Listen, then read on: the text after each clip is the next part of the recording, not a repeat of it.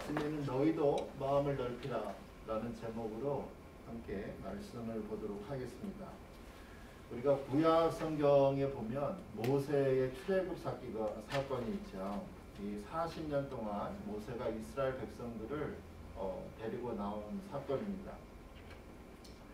그런데 이 40년을 보면 사람들이 처음부터 끝까지 계속 불평과 원망을 했다는 거죠.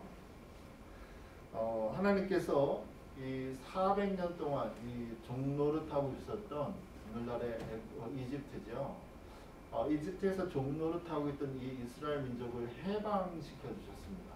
그날 감격의 날이죠. 너무나 감격했습니다. 400년 만에 해방이니까 고향 땅으로 이스라엘 땅으로 가야 되니까 너무나 기쁘죠. 이러한 10가지 재앙을 통해서 하나님께서 내가 너와 함께 한다는 걸 보여주셨고요. 이 사람들이 나오다가 보니까 앞에 홍해가 있네요. 큰 바다가 있습니다. 뒤에서는 이스라엘 군인사들이 쫓아오고 있는 상황이고요. 어찌할 수 없는 이런 상황에 하나님께서 놀라운 기적을 일으키시죠. 바닷물이 둘로 갈라졌습니다. 그리고 강한 바람이 불어오면서 바다가 갈라지고 그 강한 바람으로 땅이 마르고 이제 그 안에를 이제 지나가고 있죠. 다 지나고 나니까 뒤에는 또 쫓아왔던 이집트 군사들이 있습니다. 그들이 물속에 다 빠져 죽게 되는 사건. 놀라운 일이죠. 10가지 기적도 놀랐는데 이제 바닷물이 열리고요. 자기들이 다 건너니까 뒤쫓아왔던 이스라엘 사람 이집트는 다 죽는 놀라운 모습에 찬양하고 기뻐합니다. 그런데 이게 며칠 못 갔다는 거죠. 며칠 못 갔습니다. 겨우 3일 만에 이 사람들이 홍해 건너고 3일 만에 불평이 시작돼요. 마실 물이 없어서. 출애굽기 15장 22, 24절에 이러죠. 모세가 홍해에서 이스라엘을 인도하매 그들이 나와서 수르 강에 들어가서 거기서 4일 길을 걸었으나 물을 얻지 못하고 마라에 이르렀더니 그곳 물이 써서 마시지 못하겠으므로 그 이름을 마라라 하였더라. 광야에 들어가서 4일길 만에 물이 없으니까.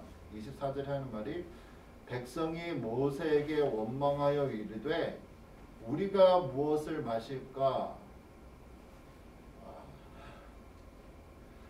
하나님께서 이집트에서 이스라엘을 해방시키셨고요. 400년 만에. 그리고 바닷물을 갈랐고요. 그런데 3일 만에 물이 없다고 해서 그 전에 겨우 3일 전이에요. 놀라운 기적을 본 걸 다 까먹은 거죠. 그리고 불평하는 이러한 모습들. 그러면서 앞으로 계속 불평을 합니다. 이 사람들은. 그러한 불평과 원망을 들으시면서도 하나님께서는 또 은혜를 베푸시죠.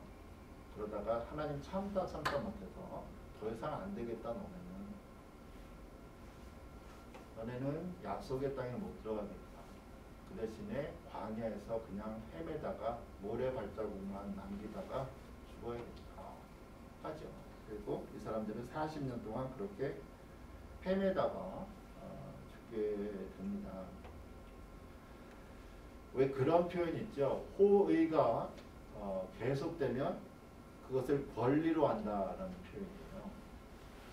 아무것도 아닌데 자꾸 잘했고 해주면 자기가 당연히 그걸 받아야 되는 권리로 알고 안 해주면 막 화내요.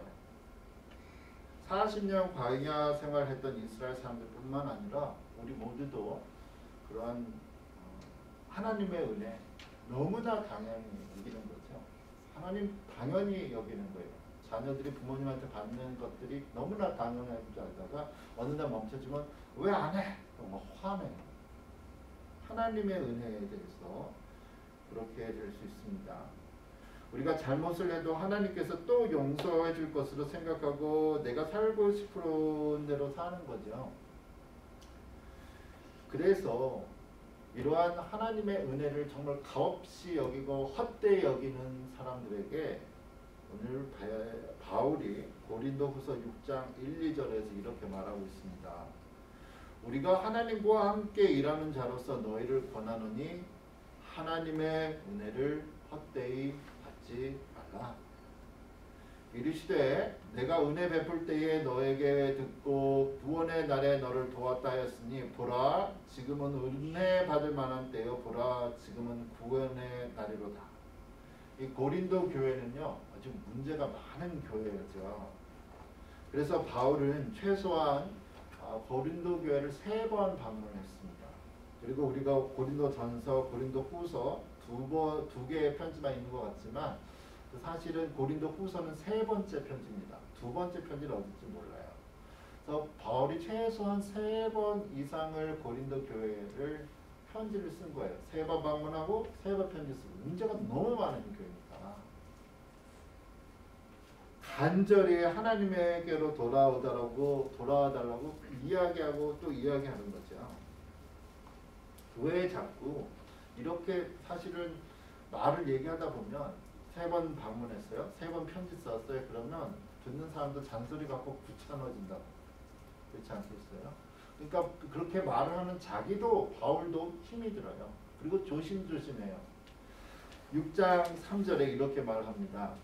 우리가 이 직분이 여러분들에게 하나님의 은혜를 헛되이 받지 말라고 이렇게 잔소리하는 것과 같이 말하는 것이 헛되이 받지 않도록 무엇에든지 아무에게도 꺼리지 않게 하려고 자기도 조심했다고 얘기하는 거예요.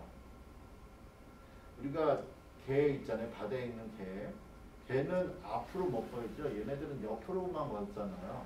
그래서 그걸 보고 답답했던 엄마가 이 새끼 개들을 보고서 그러죠. 하도 답답하니까 똑바로 못 걸으니까 앞으로 야 좀 똑바로 좀 걸어 앞으로 왜 자꾸 옆으로만 걷니? 그러니까 새끼들이 엄마 못 들게 속으로 자기들끼리 그랬죠. 지는 엄마는 좀 똑바로 걸고 우리도 똑바로 걸었지. 엄마도 옆으로 걸어서 우리 보고 똑바로 걸으네. 그러니까 애들이 지는 그런 거예요. 바울이 자신의 복음을 전하면서 복음이 효과적으로 가기 위해서 자기가 잔소리를 하는 것처럼 하지만 그게 들리기 위해서 자기 말하는 것 그리고 삶 하나하나도 정말 조심조심했다라고 하죠. 이렇게 조심조심했던 이유 그래서 얼마나 조심했는지를 4절과 10절에서 이야기했습니다. 여러 가지 어려움 속에서도 자기가 정말 조심했다 하면서 왜 이렇게 어려움을 참아가면서 인내하면서 조심하면서 말을 해야 되나 이런 말을 11절과 12절에 그 이유가 있죠. 고린도인들이여 너희를 향하여 우리의 입이 열리고 우리의 마음이 넓어졌으니 너희가 우리 안에서 좁아진 것이 아니라 오직 너희 심정에서 좁아진 것이니라. 이 문제 많은 교인들을 향해서 바울이 3번 방문하고 3번 편지를 썼다고 했죠. 그리고 자기가 말하는 것이 제대로 지키기 위해서 괜히 고린도 교인 사람들이 자기나 잘하지 이렇게 말할까봐 책 잡힐까봐 자기도 조심조심하면서 참고 인내하면서 말했던 이유는 뭐냐 이거예요. 나는 여러분을 향해서 변한 게 없습니다. 여러분이 변한 겁니다. 나는 여러분을 향한 사랑이 변하지 않았는데 여러분이 변했습니다. 그래서 여러분이 내 말을 안 듣는 겁니다. 얘기를 하는 거죠. 그래서 간곡히 왜 이런 이야기를 하는가 13절에 오늘 설교 본문의 설교 제목이기도 하는데 13절에 바울이 이래요. 내가 자녀에게 말하듯 하노니 보답하는 것으로 너희도 마음을 넓히라. 바울이 오늘 본문에서 이야기하고 싶은 거 오늘 벌써 고린도후서 6장인데요. 1장에서 지금까지 바울이 얘기하고 싶은 건 딱 하나죠. 여러분 마음을 좀 넓히세요. 내가 여러분을 향해서 마음을 넓힌 것처럼 여러분도 좀 마음을 넓히세요. 누구를 향해서요? 고린도후서 전체 주제 중에 하나 죄를 지어서 교회에서 쫓겨난 그 사람들 회개해서 다시 교회로 와야 되는데 여러분들이 받아들이지를 않으니까 저 사람들이 못 들어오고 있습니다. 그러니까 여러분 좀 마음 좀 넓히세요. 마음 좀 넓혀서 저 사람들 받아들이세요. 라고 이야기를 하고 있는 거죠. 너무나 중요한 사건들에 대해서 이야기를 하고 있습니다. 그 사람들이 어디로 가겠냐는 거예요. 회개하고 교회로 오고 싶은데 교회에 오지 못하는 그 사람들 어떻게 합니까? 여러분 제발 좀 마음 놔두세요. 하나님도 용서하셨는데 왜 여러분은 용서하지 못합니까? 하고 계속 1장에서 지금까지 계속 똑같은 얘기를 반복하면서 오늘 적나라하게 표현하는 거죠. 여러분도 마음을 좀 넓히십시오. 라고 이야기를 하고 있습니다. 이 사사기 있는데요. 구약에 사사기라는 책이 있는데 이 사사기는 7가지의 사이클이 있습니다. 7가지 계속 반복되는 게 있어요. 뭐냐면 이스라엘 사람들이 죄를 짓습니다. 그리고 우상을 섬겨요. 그리고 나서는 어떻게 해야 되냐면 하나님 좀 살려주세요 하지요. 그럼 하나님이 그들에게 은혜를 베푸셔서 사사를 한 명 이렇게 딱 보여주시는 거예요. 죄를 짓고 심판하시고 그 다음에 그 사람들이 잘못해서 회개해요. 그래가지고 하나님께 회개를 하니까 하나님께서 사사를 도와주고 삼손 뭐 이런 사람들 보내주죠. 그러고 나서 5번째 하나님이 구원해 주십니다. 구원해 주시면 이 사람들은 행복해져요. 등 따스워요. 그럼 어떻게 되죠? 7번째 다시 사사가 죽어요. 그리고 또 죄를 지어요. 이런 식으로 계속 반복되는데 이런 7가지 사이클이 사사기에는 7번이 반복이 됩니다. 삼손이나 기드온, 드보라 이런 사람들이 나타나서 7번의 사람들이 또 7가지 사이클로 죄악을 짓는 이 사람들을 도해줘요. 7이라는 숫자는 성경에서 우리가 잘 아는 대로 완전한 숫자라는 거죠. 모든 사람들은 다 똑같다는 거예요. 모든 인류들이 자기가 좋으면은 잘 되면은 타락했다가 하나님 징계를 받으면은 하나님께서 긍휼히 여기셔가지고 하나님 살려주세요 했다가 그럼 하나님 살려주면은 또 까먹어요. 그리고 또 해. 이게 지난 인류의 역사에 계속되는 반복 사건이죠. 그런데 이 악순환을 누군가 멈춰야 했습니다. 바로 예수님이 멈추신 거죠. 십자가에서 아무 잘못이 없으신 예수님이 십자가에서 대신 죽으시고 이러한 죄악들을 멈추셨다라는 겁니다. 예수님께서 죄 많은 자기를 배반했던 베드로도 용서하시죠. 3번 용서하시고 너가 나를 사랑하느냐 하시면서 3번 용서하시고 그리고 그에게 새로운 사명을 주셨단 말이죠. 그리고 감격한 베드로가 예수님을 이제 더 이상 배반하지 않고 순교까지 하게 됩니다. 오늘 본문에서 바울도 예수님의 사랑을 경험한 고린도인들에게 마음을 넓혀서 교회에 들어오고 싶은데 오지 못하는 그 사람들을 좀 받아주십시오라고 말을 하고 있습니다. 이게 날씨가 추워지는데요. 추운 겨울에 되면 거리에 추워서 굶는 사람들 많고 집에 갈 수 없는 사람 많아요. 홈리스들. 근데 우리가 아무나 그 사람들 문 열어놓고 들어오라고는 안 하잖아요. 근데 잘못해서 엄마 아빠한테 혼나가지고 아이들이 밖에 나가야겠다. 그러면 엄마 안 들어오면 애들은 무서워. 엄마 아빠는 걱정하죠. 그리고 보이게 되면 빨리 와 들어와 용서했으니까 들어와. 사랑하는 친구들이 바깥에 춥고 배고프면 우리 문 열고 오라고 한다라는 겁니다.